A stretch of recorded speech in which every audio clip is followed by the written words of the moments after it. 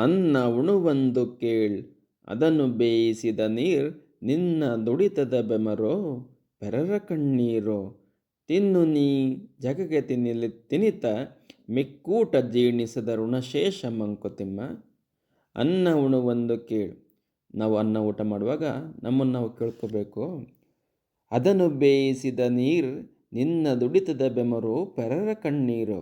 ಅಕ್ಕಿ ಬೇಯಿಸೋದಕ್ಕೆ ಉಪಯೋಗಿಸಿದಂತಹ ನೀರು ನೀನು ಪ್ರಾಮಾಣಿಕ ದುಡಿಮೆಯ ಸಂಪಾದನೆಯಿಂದ ಗಳಿಸಿದ್ದೋ ಅಥವಾ ಪೆರರ ಕಣ್ಣೀರು ಅಥವಾ ವಾಮ ಮಾರ್ಗದಿಂದ ಬೇರೆಯವರನ್ನು ಹಿಂಸಿಸಿ ದುಡಿದ ಸಂಪಾದನೆಯಿಂದ ಗಳಿಸಿದ್ದೋ.